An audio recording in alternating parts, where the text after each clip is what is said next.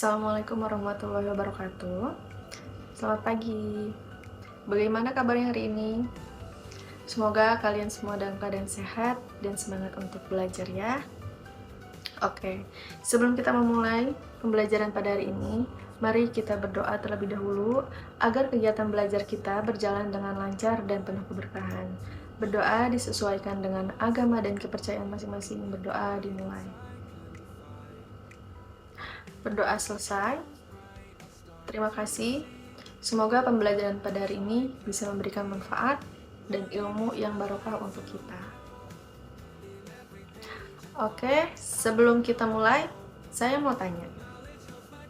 Kalian pernah nggak sih merasa bosan di kelas? Waktu SMA dulu, misalnya guru cuma jelasin dari awal sampai akhir, kalian duduk nyatet lalu pulang. Ada yang pernah nggak? Nah, sekarang bayangkan kalau guru mengajak kalian berdiskusi, menanya pendapat kalian, atau memberi aktivitas kelompok yang seru. Pasti rasanya beda. Oke, itu yang akan kita bahas pada hari ini. Kita akan mempelajari tentang strategi belajar aktif. Tujuannya agar nanti waktu kalian jadi guru, kalian bisa bikin suasana kelas yang hidup, bukan kelas yang ngantuk. Apa sih strategi belajar aktif itu? Ada yang tahu nggak? Strategi belajar aktif itu adalah cara mengajar yang melibatkan siswa secara langsung dalam proses belajar.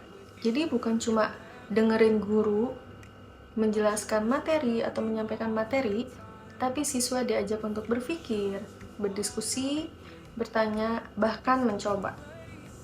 Kenapa sih ini penting?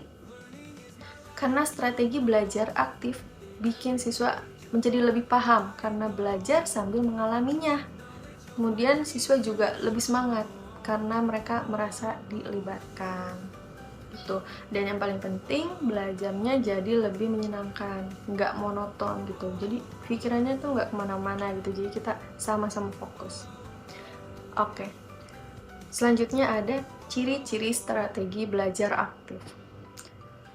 Apa sih ciri-cirinya strategi belajar aktif itu? Yang pertama, siswa jadi pusat pembelajaran. Maksudnya, bukan guru yang aktif, tapi siswanya yang aktif. Jadi guru hanya menjadi fasilitator. Misalnya, guru masih tugas nih, presentasi, dibagi menjadi beberapa kelompok.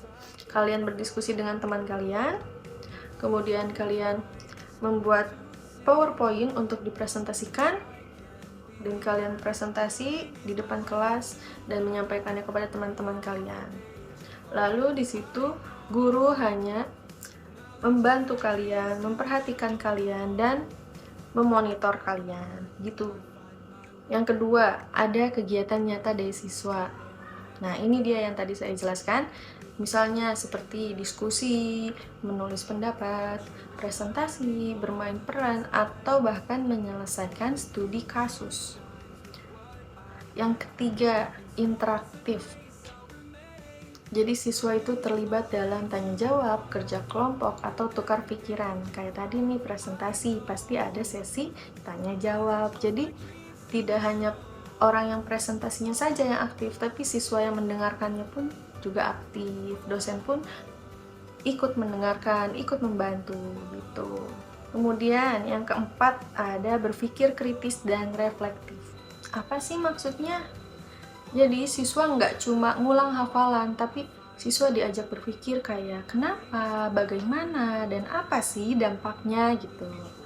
Dan yang kelima, hasil belajarnya lebih tahan lama. Kenapa? Karena mereka menemukannya sendiri, bukan cuma menerima informasi. Contohnya gini, saya memberi tugas kepada kalian, tugas hafalan. Kalian akan merasa bahwa tugas hafalan ini adalah suatu keharusan, walaupun itu tidak didasari dengan keinginan kalian. Beda dengan halnya kalian ingin tahu sesuatu, lalu kalian mencari tahunya, mencari tahu informasinya dari mana-mana, kalian mencoba untuk memahaminya, kalian berusaha untuk mendalaminya, itu jauh akan lebih bertahan lama dibandingkan hafalan. Kenapa? Karena sesuatu yang kita cari sesuai keinginan kita sendiri, itu kita akan sungguh-sungguh gitu. Memahaminya, mendalaminya itu kita akan sungguh-sungguh. Jadi kita akan lebih mudah ingat dengan apa yang kita cari tahu sendiri. Beda dengan kayak kita menghafal gitu. Oke, selanjutnya ada contoh strategi belajar aktif. Nah, ini yang sering dipakai oleh guru-guru kreatif agar suasana kelasnya tidak monoton atau membosankan. Yang pertama ada think, pair, share. Think, pair, share ini berasal dari 3 kata, yaitu think yang artinya berpikir, pair yang artinya diskusi, dan share yang artinya berbagi atau sharing.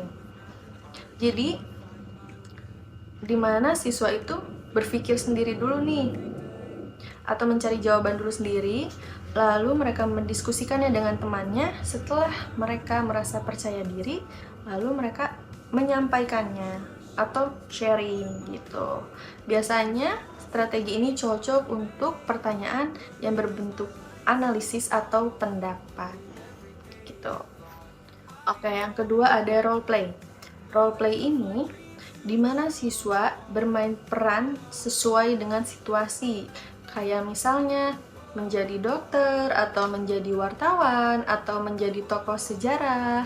Nah, biasanya strategi ini itu dipakai di mata pelajaran IPS, Bahasa Indonesia, atau PPKN. Jadi kita bisa merasakan langsung bagaimana sih wartawan itu bekerja, gitu. Bagaimana sih dokter itu bekerja. Jadi kita lebih mendalami peran, bukan memahami teori, tapi kita praktek langsung gitu. Kemudian yang ketiga ada jigsaw. Jigsaw ini strategi di mana siswa dibagi menjadi kelompok kecil. Setiap anggota mempelajari bagian materi yang berbeda, lalu saling mengajarkan kepada teman satu kelompoknya. Jadi tujuannya untuk apa sih? Tujuannya untuk melatih kerjasama dan tanggung jawab, mau itu individu maupun kelompok, dan pemahamannya lebih mendalam gitu. Jadi jigsaw ini kayak dalam satu kelompok tuh kita memiliki tugas yang berbeda-beda, tetapi kita saling mengajarkan gitu.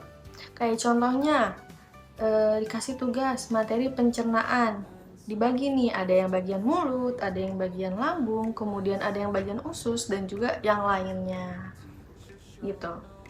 Yang keempat ada gallery walk. Gallery walk ini adalah pameran hasil karya, yang mana siswa ini membuat poster atau hasil kerja kelompoknya, lalu dipajang di dinding kelas, dan nanti kelompok lain mereka berkeliling nih di dalam kelas melihat hasil kerja kelompok temannya. Kemudian mereka memberikan komentar, kemudian mereka bertanya atas hasil kerja kelompok kita yang dipajang di dinding itu. Tujuannya untuk apa sih? Tujuannya untuk meningkatkan partisipasi, apresiasi karya, dan juga diskusi antar siswa gitu. Kayak contohnya misalnya nih, siswa membuat poster tentang penyebab perubahan sosial. Lalu teman-temannya memberi komentar atau bertanya gitu tentang hasil kerjanya itu, tentang poster yang judulnya tentang penyebab perubahan sosial itu gitu. Nah, yang kelima ada debat edukatif. Debat edukatif ini jadi ada dua kelompok nih yang punya argumen yang berbeda, dan mereka harus berdiskusi sesuai dengan data yang ada. Biasanya strategi ini itu cocok untuk mengasah kemampuan argumentasi atau berpikir kritis. Jadi ada dua kelompok, yang satu pro misalnya, yang satu kontra, dan mereka saling kuat-kuatan argumentasi mereka sesuai dengan data yang ada, sesuai data yang nyata dan fakta gitu. Menurut kalian, kenapa sih strategi belajar aktif itu penting digunakan di dalam kelas? Ada yang tahu gak?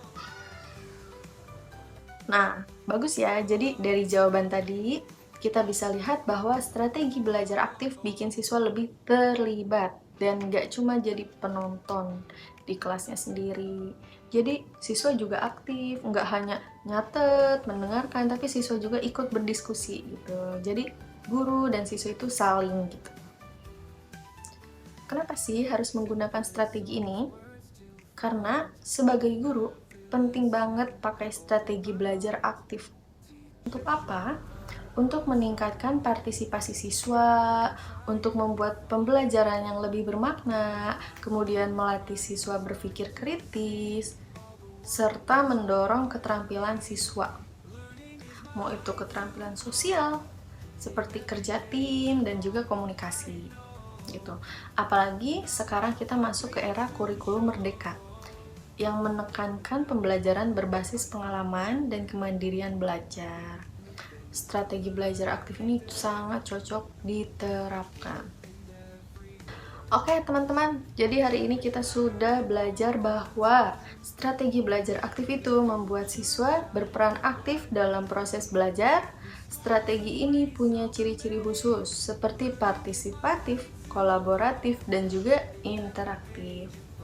Banyak contoh strategi aktif yang bisa digunakan sesuai tujuan dan materi seperti team pair share, seperti role play atau jigsaw dan yang lain-lainnya yang tadi kita bahas. Yuk, sebelum kita tutup, coba kalian tulis satu strategi belajar aktif yang paling menarik menurut kalian dan kenapa kalian pilih itu. Oke, saya ada tugas. Tugasnya buatlah rencana pembelajaran singkat, 1 halaman saja, untuk mata pelajaran pilihan kalian. Dan gunakan satu strategi belajar aktif di dalamnya. Tulis juga alasannya, kenapa kalian pilih strategi itu. Oke, baik. Mungkin itu saja. Terima kasih banyak ya teman-teman atas perhatian dan partisipasinya hari ini. Semoga materi ini bisa bantu kalian nanti ketika sudah menjadi guru beneran. Jangan lupa, belajar yang efektif itu bukan tentang seberapa banyak yang kita hafal, tetapi seberapa dalam kita memahami dan mengalaminya. Oke, mungkin itu saja. Kita akhiri pembelajaran hari ini. Wassalamualaikum warahmatullahi wabarakatuh.